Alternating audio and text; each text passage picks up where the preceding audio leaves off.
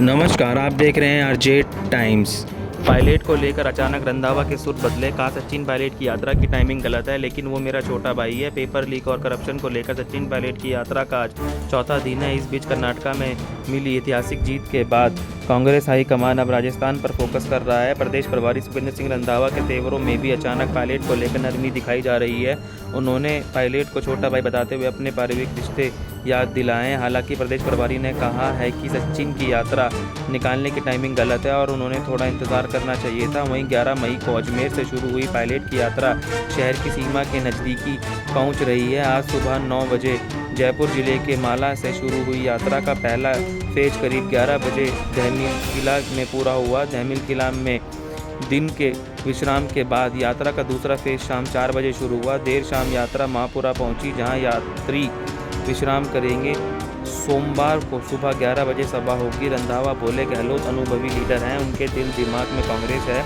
दिल्ली में मीडिया से बात करते हुए राजस्थान कांग्रेस प्रभारी ने सचिन पायलट की यात्रा की टाइमिंग पर सवाल उठाए। हालांकि रंधावा ने पायलट परिवार से अपने पुराने रिश्ते का जिक्र करते हुए अपने रुख में नरमी के संकेत भी दिए हैं। उन्होंने कहा है कि आप किसी से पूछ लेना, मेरे फादर और सचिन के फादर बेस्ट फ्रेंड थे, हमारे पारिवारिक रिश्ते हैं और वो मेरा छोटा भाई है। मैंने पहले भी उससे फ़ोन पर बात की है। उन्होंने कहा है कि मैं सभी को लेकर चलने की कोशिश कर रहा हूं। रंधावा चुनावी फेज को लेकर कहा कि राजस्थान, मध्य प्रदेश और छत्तीसगढ़ में एक होकर चुनाव लड़ेंगे, एक फोकस से ही चुनाव लड़ेंगे, डबल फेज से नहीं आएगा। उन्होंने कहा है कि गहलोत बहुत पुराने लीडर हैं, उनके दिलो दिमाग में कांग्रेस है, एआईसीसी में सबसे ज़्यादा उनका अनुभव है। वहीं सचिन की यात्रा उनकी निजी यात्रा है, हालांकि उनकी टाइमिंग गलत है। जब कर्नाटका को वोटिंग थी तो उन्हें वेट करना चाहिए था। हम सभी को सबसे पहले कांग्रेस की बात करनी चाहिए। मैं देखूंगा कि उन्हें किसने उकसाया। पायलट पर रंधावा ने कहा कि वह थोड़े से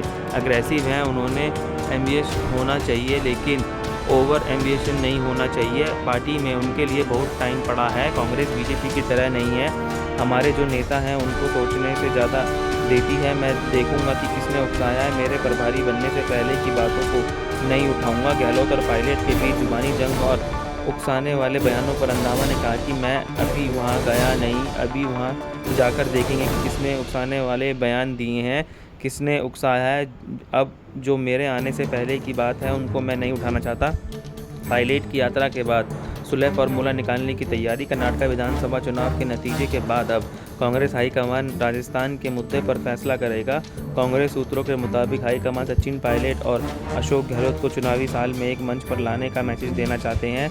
इसके लिए पहले दो नेताओं के बीच मौजूदा कोल्ड वॉर को मिटाना जरूरी है। मल्लिकार्जुन खड़गे ने दोनों नेताओं के बीच सुलह करवाने को कहा है। जल्द सुलह फार्मूले पर काम शुरू होने के आसार हैं। पायलट के खिलाफ कार्रवाई नहीं करने के पीछे ये भी एक बड़ा कारण है। पायलट बोले, यात्रा का मकसद किसी का विरोध करना नहीं है।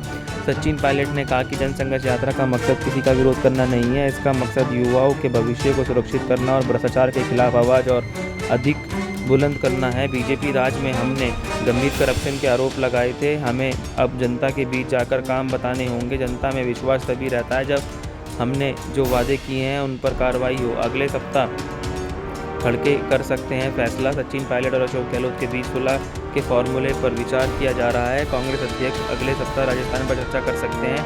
बहुत बहुत धन्यवाद। आरजे टाइम्स को देखने के लिए लाइक सब्सक्राइब जरूर करें।